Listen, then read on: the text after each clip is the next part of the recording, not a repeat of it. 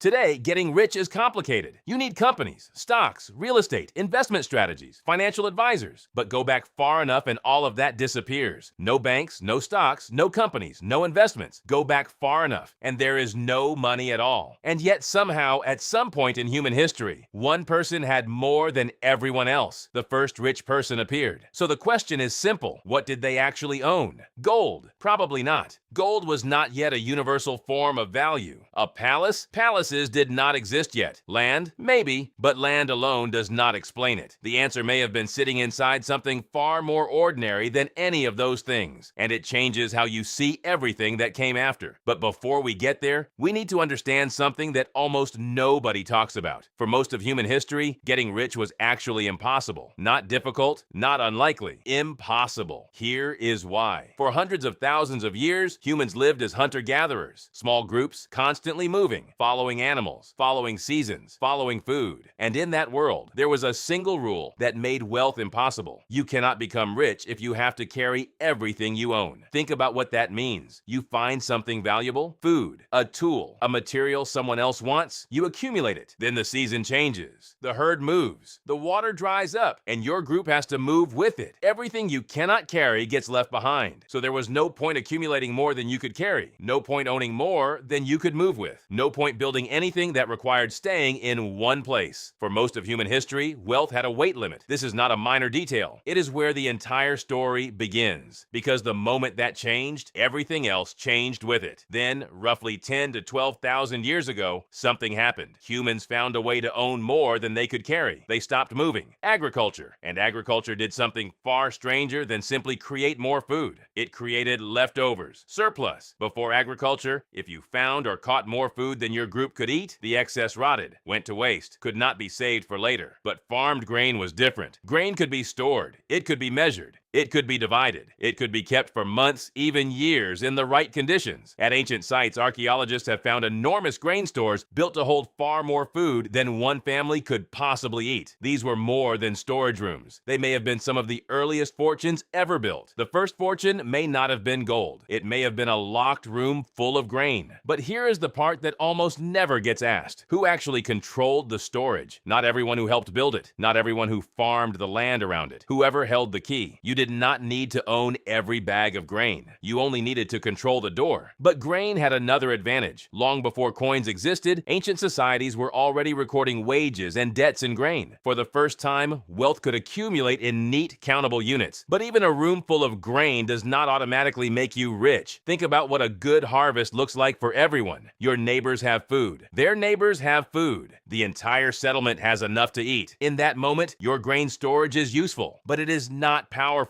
It does not give you anything other people cannot also get for themselves. Now think about what happens during a bad harvest. The rains do not come. The crops fail. The stores run thin. And suddenly your neighbors do not have enough to eat, but you do. People start arriving at your door. And what can they offer you in return? Labor, animals, future crops, maybe even their land. The first rich person may not have been the person with the most possessions. They may have been the person everyone owed. Not the person with the most things. The person everyone else owed something to, and once this mechanism appeared, something else became possible. Debt. The moment someone took grain and promised to repay it later, a new relationship appeared. One person had resources, the other had an obligation. Repeat that across enough families and enough bad harvests, and a full storage room could become something much larger. But now there is an obvious problem. If one person controlled a room full of grain, while people around them were hungry, why didn't those people simply take it? And this is where the story stops being about wealth and starts being about power. Wealth requires more than accumulation, more than possession. Something else. Family, allies, guards, walls, rules. Each of these came in sequence. First, people you trusted. Then people who benefited from protecting you. Then walls. And eventually, rules that everyone else recognized. Getting rich required surplus. Staying rich required power. Surplus gets you in the door. Power keeps you there. And this is where something important happened. Wealth no longer depended on one person physically defending defending what they had. Ownership had become something the group itself recognized. But even that was not the real turning point. The real turning point came later. It came when the rich person died. So what happens when the person who built all of this is gone? In theory, the surplus should scatter. The network should dissolve. The system should reset. The next person would have to build it all over again from nothing. But that is not what happened. The wealth passed to their children, and that may have been the single most important moment in the entire history of human inequality. Not the first rich person, the first rich child. One person spent a lifetime accumulating surplus, building alliances, establishing power. Their child woke up on the day of their parents' death and simply had it, without earning it, without building it. That may have been the moment inequality stopped being temporary. Before inheritance, wealth was fragile. It had to be rebuilt by each person who wanted it. After inheritance, wealth became a starting position. Archaeologists can now see this pattern in the evidence. At ancient burial sites, DNA has allowed researchers to connect individuals to family groups. And by around 4,000 years ago, the pattern is clear. Wealth was already passing through the same family lines, generation after generation. The rich were not just wealthier. Their children were wealthier from birth. The chain had locked. And here is the strange part. The richest person in the village did not need to take everything from everyone else. They only needed to control something everyone else could not afford to lose. Now take all of those pieces and put them together. Storage created surplus. Surplus survived scarcity. Scarcity created dependence. Dependence created debt. Power protected ownership. Inheritance made it permanent. And then watch what the asset became across time. Grain became land. Land became ships. Ships became factories. Factories became oil. Oil became companies. Companies became platforms. The asset changed every few centuries. The mechanism never did. We will never know the name of the first rich person, but that was probably never the important question. The first fortune was not created when one person had more. It was created when everyone else needed what they had.